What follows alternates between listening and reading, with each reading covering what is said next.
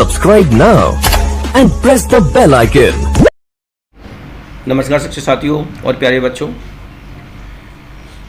इस वर्ष 2022-23 में माध्यमिक शिक्षा मंडल भोपाल द्वारा कक्षा 10 में जो सिलेबस कम किया गया है गणित विषय में, वो क्या क्या कौन कौन से अध्याय में से कौन कौन से टॉपिक हटाए गए हैं जिससे संबंधित प्रश्न पेपर में नहीं पूछे जाएंगे, वो यहाँ मैं आपके सामने लेकर आया हूँ। और साथ में जो सिलेबस हटने के बाद जो बचा से सिलेबस है उसमें से कौन से अध्याय में से कितने अंक का क्वेश्चन कौन सा पूछा जाएगा, ये भी अपन लोग यहाँ जानकारी लेकर आए। चलिए शुरू करते हैं और देखते हैं यहाँ पर। तो यहाँ सत्र 2022-23 के लिए कक्षा 10वीं में विषय गणित कम किया गया पाठ्यक्रम देख लेते हैं अपन लोग पहले।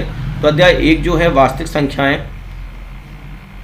उसमें से 1.2 इक्लूड विभाजन प्रमेय, ये इससे संबंधित क्वेश्चन पेपर में नहीं पूछे जाएंगे। और 1.5 परिमेय संख्याओं और उनके दशमलव प्रसारों का पुनर्भ्रमण, तो ये दो टॉपिक जो हैं इसके अंदर उनसे संबंधित क्वेश्चन पेपर में नहीं आएंगे।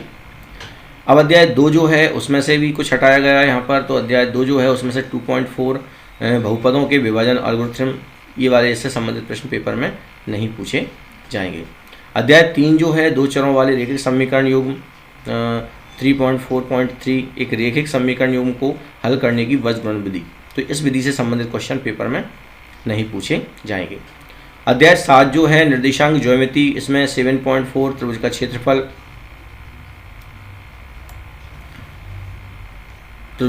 उससे संबंधित अपन देख रहे हैं क्वेश्चन यहाँ पे नहीं पूछे जाएंगे पेपर में। और अध्याय जो 11 है रचनाएं, उसमें से पूरा अध्याय छोड़ा गया है, मतलब इसमें से इस वाले पूरे अध्याय में से कोई भी प्रश्न पेपर में नहीं पूछा जाएगा।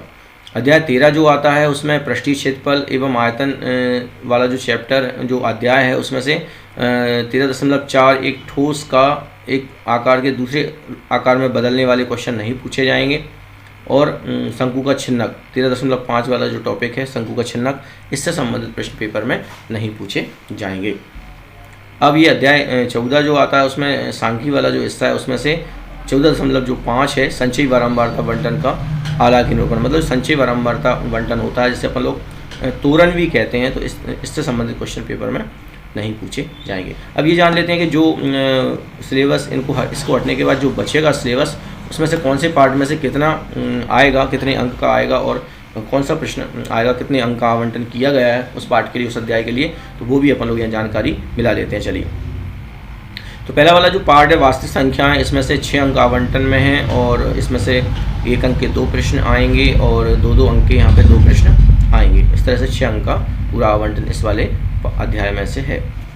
अध्याय जो 2 है बहुपद वाला, उसमें से 5 अंक का आवंटन किया गया है।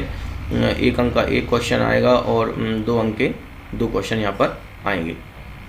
फिर अध्याय 3 जो है 2 चरों वाले रैखिक समीकरण युग्म, इसमें से 7 अंक का आवंटन पूरा किया गया है इस अध्याय में से। इसमें से 1 अंक का 1 प्रश्न आएगा, 2 अंक का 1 प्रश्न आएगा और एक 4 अंक का प्रश्न आएगा। अध्याय 4 जो है द्विघात समीकरण, इस वाले में से 5 अंक इस वाले चैप्टर के लिए आवंटित किए गए हैं। इनमें से 1-1 अंक के 3 प्रश्न आएंगे और 2 अंक का 1 प्रश्न आएगा। इस तरह से 5 अंक यहाँ आवंटन है इस वाले अध्याय के लिए।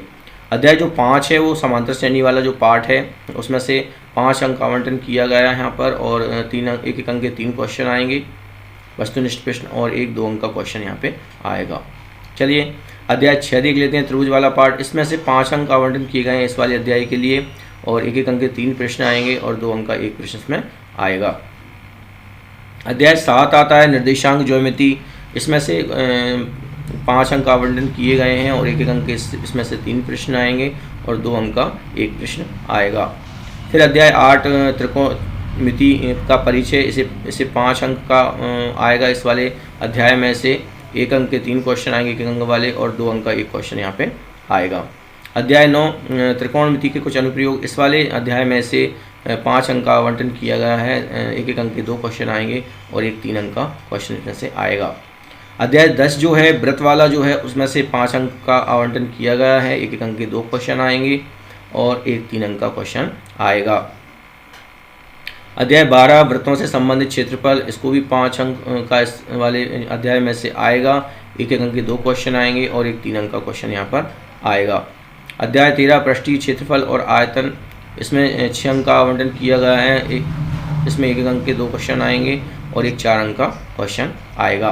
अध्याय 14 में से सांख्यिकी वाला जो पार्ट है उसमें 5 अंक के लिए आवंटन किया गया है, तो इसमें 1-1 अंक का एक क्वेश्चन आएगा और एक 4 अंक का क्वेश्चन आएगा। फिर यहाँ पे प्रायिकता वाला जो पार्ट है अध्याय 15 है, उसमें से 6 अंक का क्वेश्चन यहाँ पे मतलब 6 अंक आवंटन किए गए हैं उस वाले अध्याय के लिए, तो 1-1 अंक के 2 क्वेश्चन आएंगे और 2-2 अंक के 2 क्वेश्चन यहाँ पर आएंगे। तो इस तरह से 75 अंक का पेपर आएगा और 25 अंक का प्रोजेक्ट या फिर प्रैक्टिकल होगा और 23 क्वेश्चन कुल पूछे जाएंगे। अब इसमें आगे भी अपन लोग बात करते हैं। यहाँ पर लिखा है कि प्रश्न पत्र निर्माण हेतु विशेष निर्देश 40% वस्तुनिष्ठ प्रश्न होंगे, 40% विषयपरक प्रश्न होंगे और 20% विश्लेषणात्मक प्रश्न होंगे। प्रश्न क्रमांक 1 से 5 तक 30 वस्तुनिष्ठ प्रश्न होंगे, सही विकल्प होगा, उसमें रिक्त स्थान होंगे, सही जोड़ी होंगी, एक वाक्य में उत्तर होंगे, शत होंगे, संबंधी प्रश्न होंगे। प्रत्येक प्रश्न के 6 अंक निर्धारित किए गए हैं। वस्तुनिष्ठ प्रश्नों को छोड़कर सभी प्रश्नों में आंतरिक विकल्प का प्रावधान होगा। ये विकल्प समान इकाई, उपिकाई से अथवा समान कठिनाई स्तर वाले होंगे। इन प्रश्नों की उत्तर सीमा निम्नानुसार है। अति लघु उत्तरीय प्रश्न 2 अंक वाले जो होंगे वो 30 शब्दों में लिखने होंगे। फिर लघु उत्तरीय प्रश्न 3 अंक वाले जो होंगे उन्हें 75 शब्दों में लिखना होगा और विश्लेषणात्मक क्वेश्चन जो 4 अंक के होंगे वो लगभग 120 शब्दों में लिखना होगा। जो 5 अंक के होंगे उन्हें 150 शब्दों में लिखना होगा। तो कठिनाई का स्तर 40% सरल रहेंगे और 45% सामान्य रहेंगे और 15% थोड़े कठिन क्वेश्चन रहेंगे। तो दोस्तों अपन लोगों ने देखा कि इस तरह से इस बार 2022-23 में अपन देख पा रहे हैं कि जो 22-23 है उसमें 10th में क्या प्रोसेस यहाँ पे रहेगा, किस तरह से सिलेबस को कम किया गया है।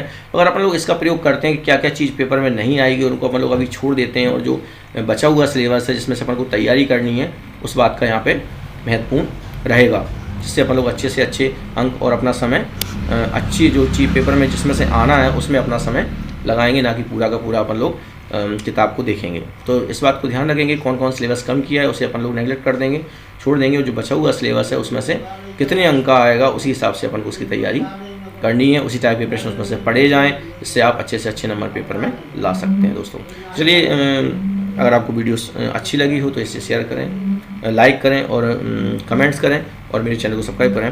धन्यवाद साथियों।